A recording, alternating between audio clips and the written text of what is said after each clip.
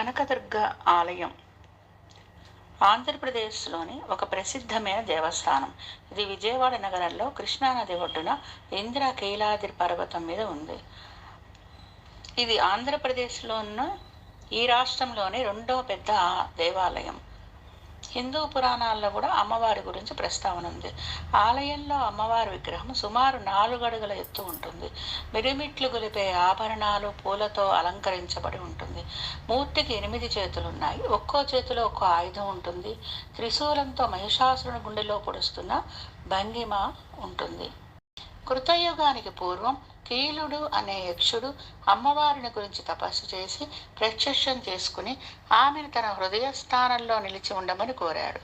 అమ్మవారు కీలుని పర్వతంగా నిలబడమని, కృతయుగంలో రాక్షస సంహారం చేసిన తర్వాత తాను ఆ పర్వతం మీద నిలిచి ఉంటానని మాటిచ్చారు. కీలుడు కీలాద్రిగా మారి అమ్మవారి కొరకు ఎదురు చూస్తూ ఉన్నాడు.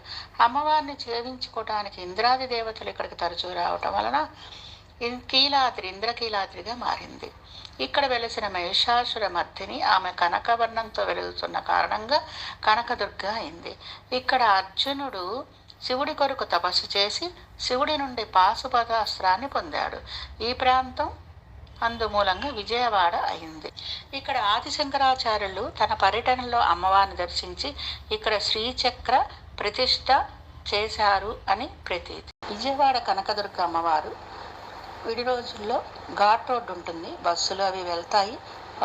ఒకవేళ నడవలేని ఎక్కలేని వాళ్ళు రోడ్డు అట్లా లిఫ్ట్ ఉంటుంది రథం సెంటర్ దగ్గర నుంచి వెళ్తే. అయితే నవరాత్రుల్లో ఒక ప్రత్యేకమైన జీపుల్లో మాత్రమే వెళ్ళాలి. అది నడవలేని వాళ్ళు మాత్రమే. వినాయకుడి గుడి నుంచి బాగా క్యూ ఉంటుంది.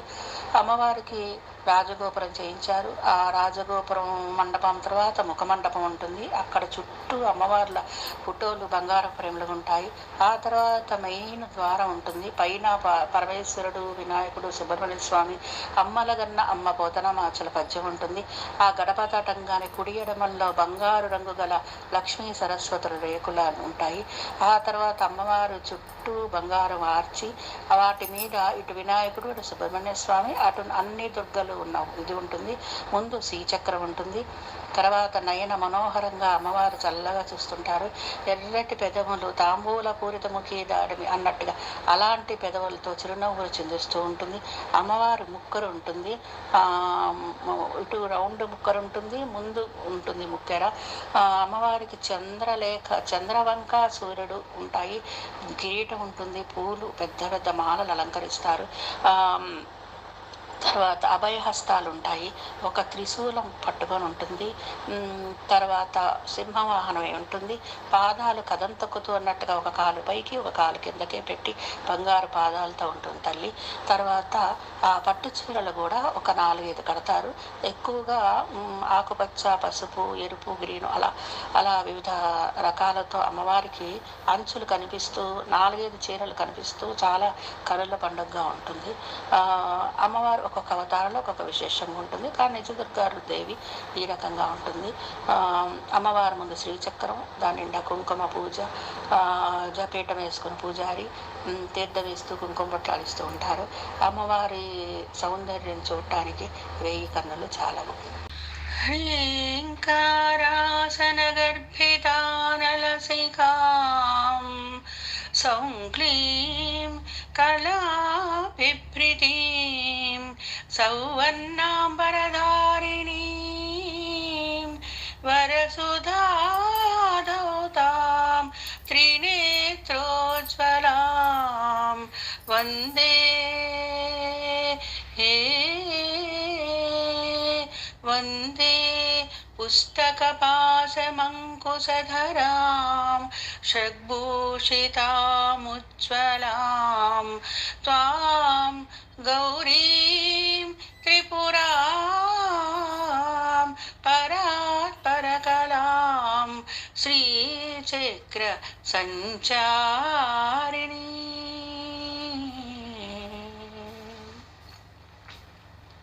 శ్రీమాత్రే నమః.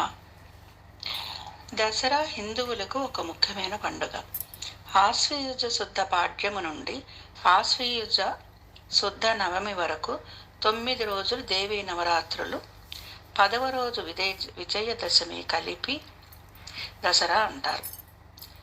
ఇది ముఖ్యంగా శక్తి ఆరాధనకు చాలా ప్రాముఖ్యత ఇస్తారు. శరదృతువు ఆరంభంలో వచ్చే పండుగ కనుక దీనికి శరద్ నవరాత్రి అంటారు. దీన్ని శరద్ నవరాత్రి అంటారు, శరన్నవరాత్రి అని కూడా అంటారు. మొదటి 3 రోజులు పార్వతీదేవికి, తరువాతి 3 రోజులు లక్ష్మీదేవికి, తరువాత 3 రోజులు సరస్వతీదేవికి పూజలు నిర్వహిస్తారు. ముఖ్యంగా బొమ్మల కొలువు పెట్టడం కూడా చేస్తారు కొన్ని ప్రాంతాలలో. అమ్మవారికి ఆలయాల్లో ఒక్కో రోజు ఒక్కో అలంకారం చేస్తారు. ఈ 9 రోజుల్లో అమ్మవారిని 9 రూపాల్లో పూజిస్తూ ఉంటారు. లోక కళ్యాణం కోసం అమ్మవారు ఒక్కో రోజు ఒక్కో రూపాన్ని ధరించింది. అందువలన అలా అమ్మవారు అవతరించిన రోజున ఆ రూపంతో అమ్మవారిని అలంకరించి ఆ నామంతో ఆరాధిస్తూ ఉంటారు. అలా అమ్మవారు బాలా త్రిపుర సుందరి, గాయత్రి, అన్నపూర్ణ మొదలైన నవ అవతారాలతో ఈ శరదరాత్రుల్లో సమయంలో అవతారము ఎత్తుతారు. ఈ నవరాత్రుల సమయంలో ఒక్కో అమ్మవారిని ఆరాధించడం వల్ల ఒక్కో విశేష ఫలితం లభిస్తుందని ఆధ్యాత్మిక గ్రంథాలు తెలుపుతున్నాయి. శ్రీమాత్రే నమః. శ్రీ బాలా త్రిపుర సుందరి. త్రిపురాత్రయంలో శ్రీ బాలా త్రిపుర సుందరి దేవి ప్రథమ స్థానంలో ఉంది. ఆమె ఎంతో మహిమాన్వితమైనది. సమస్త దేవీ మంత్రాల్లోకెల్లా శ్రీ బాలా మంత్రం చాలా గొప్పది. సకల శక్తి పూజలకు మూలమైన శ్రీ బాలాదేవి జగన్మోహనాకారాన్ని పవిత్రమైన నవరాత్రుల్లో దర్శించి ఆమె అనుగ్రహాన్ని పొందితే సంవత్సరం పొడుగునా అమ్మవారికి చేసే పూజలన్నీ సత్వర ఫలితాలిస్తాయి అనేటువంటి నానుడు ఉంది. అమ్మవారు బాల రూపంలో చక్కటి అలంకారంలో దర్శనమిస్తారు. ఒక పద్మంలో ఒక కూర్చొని ఉంటారు. ఒక చేతితో ఆవిడ రుద్రాక్ష, ఒక చేతితో ఒక గ్రంథము, ఇలా 2 చేతులు ఆశీర్వదంతో ఉన్నట్టుగా పద్మంలో కూర్చొని ఉంటారు. 2వ రోజు గాయత్రీదేవి అలంకారం చేస్తారు. ముక్తా విద్రుమ హేమనీల ధవల వర్తాలతో ప్రకాశిస్తూ పంచముఖాలతో దర్శనమిస్తుంది. సంధ్యావందనము అధిదేవత గాయత్రి. గాయత్రి మంత్రం 2 రకాలు. ఒకటి లఘు గాయత్రి మంత్రం, 2 బృహత్ గాయత్రి మంత్రం. ప్రతిరోజు త్రిసంధ్యా సమయంలో 1000 సార్లు గాయత్రి మంత్రం పఠిస్తే వాక్శుద్ధి కలుగుతుంది. తర్వాత 3వ రోజు మహాలక్ష్మీదేవిని అలంకరిస్తారు. మంగళప్రద దేవత శ్రీ మహాలక్ష్మీదేవి. అష్టరూపాలతో అష్టసిద్ధులు ప్రసాదించే దేవత. 2 చేతులతో కమలాలను ధరించి వరదాభయ హస్తాలను ప్రదర్శిస్తూ పద్మాసనగా దర్శనమిస్తుంది. ఆదిపరాశక్తి మహాకాళి, మహాలక్ష్మి, మహాసరస్వత రూపాలు జరుగుతుంది. ఆ ఆదిపరాశక్తి రూపంగానే మహాలక్ష్మి యొక్క అవతారాన్ని అలంకరించడం జరుగుతుంది. శ్రీమాత్రే నమః. 4వ రోజు అన్నపూర్ణాదేవిని అవతారం చేస్తారు. 4వ రోజు నిత్యాన్నదానేశ్వరి శ్రీ అన్నపూర్ణాదేవి అలంకారం. అన్నము జీవులకు మనుగడకు ఆధారం. జీవకోడి నశించకుండా వారణాసి క్షేత్రాన్ని నిజ క్షేత్రంగా క్షేత్ర అధినాయకుడు విశ్వేశ్వరుడి ప్రియపత్నిగా శ్రీ అన్నపూర్ణాదేవి విరాజిల్లుతుంది. ఈవిడ కాశీలో కూడా మనకు ప్రసిద్ధి చెందినటువంటి అన్నపూర్ణాదేవి. ఓ పక్క శివుడు భిక్షపాత్రతో ఉంటారు. అమ్మవారు ఒక కప్పులో పాయసం పెట్టుకొని ఒక వెండి గరిటెతో అలా ఇస్తున్నట్టుగా మనకు అలంకారం అత్యద్భుతంగా ఉంటుంది. తర్వాత 5వ రోజు శ్రీ లలితా త్రిపుర సుందరీదేవి. 5వ రోజు త్రిపురాత్రయంలో 2వ శక్తి లలితాదేవి అలంకారం. త్రిమూర్తుల కన్నా ముందు నుండి ఉన్నది కాబట్టి త్రిపుర సుందరి అని పిలువబడింది. శ్రీచక్ర అధిష్టాన శక్తి, పంచదశాక్షరి అధిష్టాన దేవత. ఆదిశంకరాచార్యులు శ్రీచక్ర యంత్రాన్ని ప్రతిష్ఠించక పూర్వం ఈ దేవి ఉగ్రరూపణగా చండీదేవిగా ఉండేది. అయితే ఆదిశంకరాచార్యులు ఈ చక్ర అధిష్టాన మంత్రాన్ని ప్రతిష్ఠించాక పరమ శాంత స్వరూపిణిగా లలితాదేవిగా పిలువబడుతుంది. ఒక పక్క మనకు ఈ అలంకారంలో మధ్యలో అమ్మవారు త్రిపుర సుందరి, ఓ పక్క సరస్వతీదేవి, ఓ పక్క లక్ష్మీదేవి కూడా ఉంటారు. అలా అవతారాల్లో మనకు కనిపిస్తుంది. 6వ రోజు చదువుల తల్లి సరస్వతీదేవి అలంకారం చేస్తారు. త్రిశక్తుల్లో ఒక మహాశక్తి శ్రీ సరస్వతీదేవి. సరస్వతీదేవి సప్తరూపాల్లో ఉంటుందని మేరుతంత్రంలో చెప్పబడినది. అవి చింతామణి సరస్వతి, జ్ఞాన సరస్వతి, నిల సరస్వతి, ఘట సరస్వతి, కిన సరస్వతి, అంతరిక్ష సరస్వతి మరియు మహాసరస్వతి. మహాసరస్వతీదేవి శుంభ నిశుంభులని రాక్షసులను వధించింది. ఈ అమ్మవారు తెల్లటి ధవలహస్తంతో వీణ వాయించుచు ఒక చేత్తో ఒక పుస్తకము, ఒక చేత్తో మళ్ళీ రుద్రాక్షమాల కమలాలు పట్టుకొని ఆ కాళ్ళ మీద కాలేసుకొని చిరుగజ్జలతో చిరునవ్వులతో అందంగా అవతారాలు అన్నిటికల్లా ప్రశాంతంగా ఎంతో అద్భుతంగా ఉండేటువంటి సరస్వతీదేవి అవతారము. ఇది అమ్మవారు పుట్టినరోజు మూలా నక్షత్రం రోజు మాత్రమే ఈ సరస్వతి అవతారం కూడా వేయటం జరుగుతుంది. చాలా అద్భుతంగా ఉంటుంది.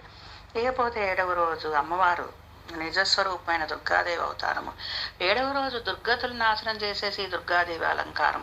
రురుకుమారుడైన దుర్గముడు అనే రాక్షసును సంహరించింది అష్టమి రోజునే కాబట్టి ఈ రోజును దుర్గాష్టమని, దుర్గముని సంహరించిన అవతారం కాబట్టి దుర్గా అని కూడా పిలుస్తారు. శ్రీ దుర్గాదేవి ఉగ్రస్వరూపిణి కనుక ఈ దేవిని దుర్గా అష్టోత్తరాలు, దుర్గా సహస్రనామాలు, సప్తశతి వాటికి బదులు లలితా అష్టోత్తరాలు, లలితా సహస్రనామాలతో పూజిస్తారు.